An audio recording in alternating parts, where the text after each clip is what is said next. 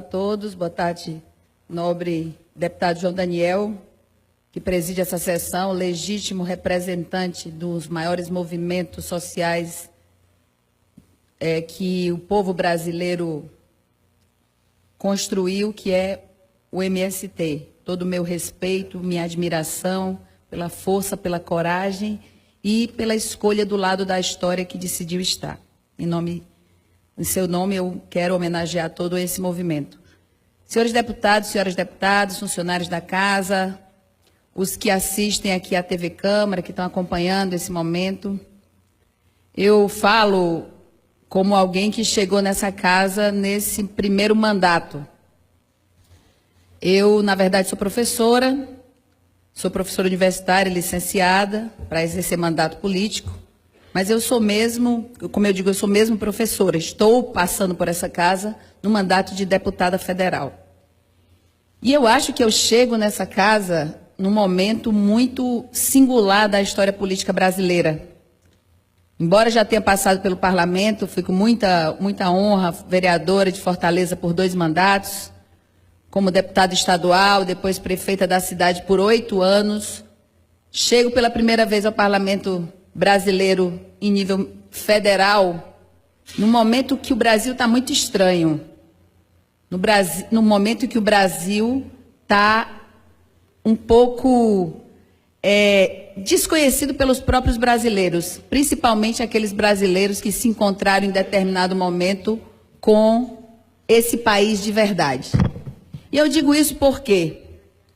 Porque quando eu chego aqui no parlamento, eu venho de uma geração que sonhou em um Brasil melhor, embalou esse sonho através de um momento singular na história recente da política brasileira, quando o sindicalista, vindo do setor dos metalúrgicos do ABC Paulista, sem nível superior, encarnou a esperança para milhões de brasileiros que sonharam um dia que esse país pudesse dar certo e que a gente conseguisse resolver esse grande fosso social que persiste, cada vez mais está aumentando depois do golpe sofrido por esse país no nosso Brasil.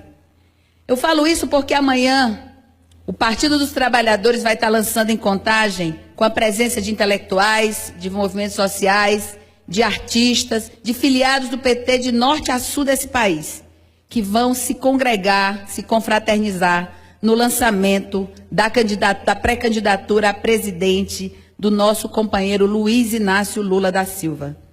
E eu digo isso porque esse momento vai ser um momento muito importante para o povo brasileiro voltar a ter esperança nesse país. Ou seja, o Brasil ser feliz de novo, nós temos que viabilizar primeiro a libertação do Lula, imediatamente sair da onde nunca deveria ter ido, porque o Lula é inocente, para o Palácio do Planalto presidir esse país sob pena de que nós brasileiros possamos cada vez mais desistir de sonhar. E quando alguém deixa de sonhar, talvez essa pessoa se torne um ser humano altamente perigoso até. Porque ninguém é ninguém sem os nossos sonhos. E eu digo isso porque esse Brasil estranho teve uma presidente eleita em 2014, e onde até então a classe dominante desse país respeitava as regras do jogo, perderam as eleições desde 2002, porque eu sou dessa geração que embalou o sonho de ver o Lula presidente em 89. Conheci o Lula, eu tinha 19 anos, e depois disso eu decidi me filiar ao PT, partido da qual eu faço parte até hoje. E acredito no presidente Lula.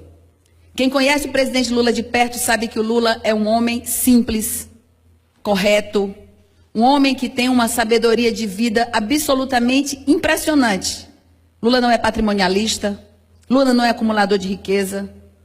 Lula mantém até hoje, depois de ter sido presidente da República e ter reconhecimento mundial, continua sendo o mesmo Lula que eu conheci quando eu tinha 19 anos e decidi me filiar ao Partido dos Trabalhadores.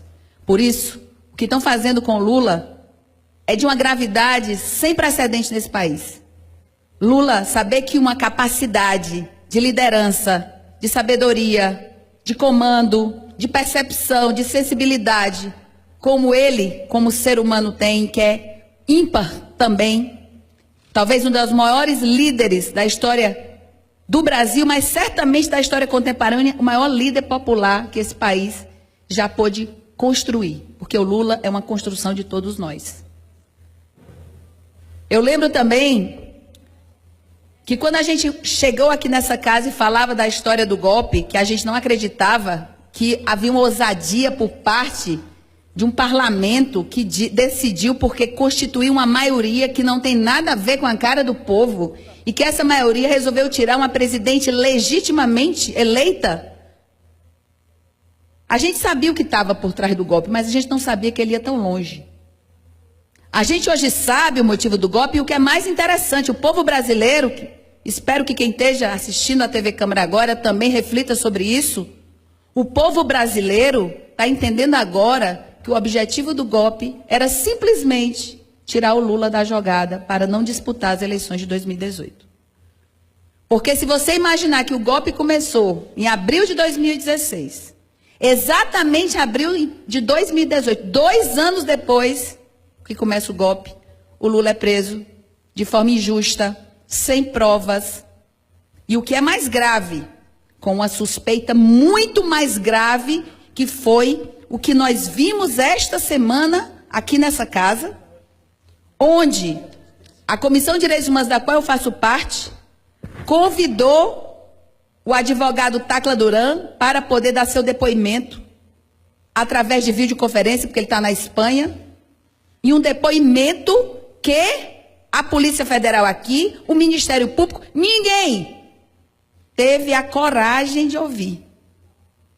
É importante dizer que ele denuncia que existe uma farsa envolvendo muitos membros da Operação Lava Jato, onde foi capaz de fazer acordo com 77 executivos da Odebrecht, um acordo para a realização de delação premiada, remunerada, e a Justiça, uma boa parte dela sabendo de tudo isso.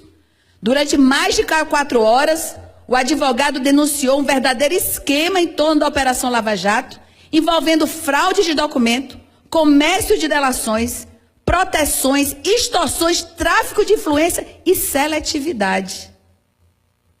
Também afirmou que várias planilhas extraídas de sistemas eletrônicos utilizados pela Odebrecht teriam sido adulteradas com o intuito de produzir provas para que incriminasse os alvos que os procuradores da Força Tarefa da Lava Jato queriam a cabeça. E principalmente a cabeça do presidente Lula. Esse mesmo depoimento, queria mais um tempo, senhor presidente, para finalizar, foi dito por esse mesmo advogado em 7 países do mundo. E eu fiz esse questionamento a ele. O senhor sabe o que é que significa o senhor estar fazendo o mesmo depoimento em 7 países? Que se o senhor estiver mentindo perante essas cortes, o senhor sabe o que é que isso significa, porque o senhor é advogado. E ele seguramente disse sim, e eu quero ter essa oportunidade de dizer isso no Brasil, de forma, na justiça, de forma como eu venho fazendo nos outros países. E aí, gente, nesse momento, e eu vou finalizar com isso, o golpe foi dado para privatizar a Petrobras, para dar isenção fiscal de mais de R$1 trilhão, aquele leilão que fizeram da Petrobras. Assim, foi tão descarado que foi assim que o golpe aconteceu. Sabe por quê? Porque para a elite financeira que está mandando, não importa quem vai fazer as reformas, se é o Temer, se é o presidente Rodrigo Maia, é qualquer um, quem for podre que se segure. É essa a lógica. Porque eles são hoje capazes de sacrificar toda uma classe política que um dia os representou para poder pegar o Lula. Eles são capazes hoje de sacrificar uma classe política, das quais já o serviu em outro momento, para poder pegar o nosso líder maior. Por isso, senhor presidente, eu finalizo dizendo ao povo brasileiro que Lula é mais candidato do que nunca, que ele está mais animado do que nunca, que o povo brasileiro está do seu lado mais do que nunca, porque em 89 o povo não votava no Lula porque o Lula era igualzinho a ele achava que não tinha capacidade de governar o país. Depois o povo passou a votar no Lula porque o Lula era igualzinho a eles e eles tinham capacidade sim de governar esse país. Trabalhadores rurais, mulheres, homossexuais, a população LGBT, as mulheres de uma forma geral, os homens do campo da cidade, os jovens, em especial os jovens que voltaram a sonhar com o Brasil melhor. E eu, nesse último minuto, quero dizer para o povo brasileiro que a criminalização da política, ela foi necessária para a gente chegar onde a gente chegou. Mas é importante que o povo não se afaste da política. A política não é criminosa, a política não é um ambiente de malandragem, nem de você ganhar dinheiro. Política é uma missão que muitas vezes a gente vai contribuir com o nosso país. Porque a criminalização da política nada mais é do que afastar o povo da política. E aí, os mais espertos, os mais interesseiros, os mais sabidos, os de fato que estão na política para ganhar dinheiro, são os que se apresentam para fazer política. Portanto, o povo brasileiro tem que tomar para si nas mãos essa tarefa. Lula livre, porque Lula é inocente e Lula será o nosso presidente para o Brasil ser feliz de novo. Lula livre!